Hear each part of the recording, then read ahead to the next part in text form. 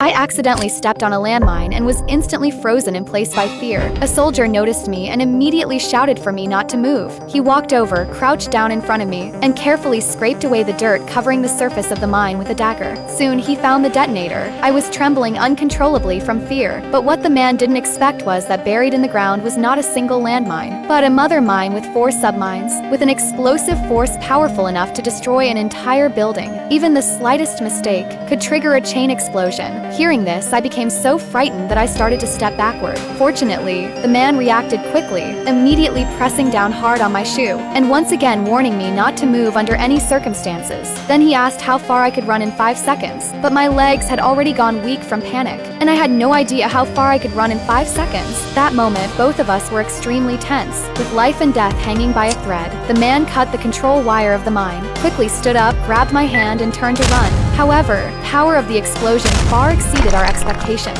With a deafening blast, powerful shockwave instantly threw us to the ground. In the second before the mine exploded, to protect me from being injured, the man shielded me with his own body. Afterward, I realized that I had fallen deeply for this man. Even when I stood up, I didn't notice that his bracelet had accidentally gotten caught on my backpack. That moment, I secretly took a photo of his departing figure. But just as I was about to leave, I discovered the bracelet. By then, the bus had already started moving. I shouted for the man and waved my arms, trying to return the bracelet to him, but the scene was far too noisy, and the man thought I was simply waving goodbye. By the time he realized what was happening, the bus had already left the military base. When I got home, I immediately tried to find the man's contact information, but I couldn't find anything, because he had been wearing a mask the entire time. I didn't know what he looked like. At work, I even covered other people's faces with my hand, hoping I could find him by recognizing those eyes. I thought I would never see him again, till one day, a friend invited me to a gathering, and said she wanted to introduce her boyfriend to me.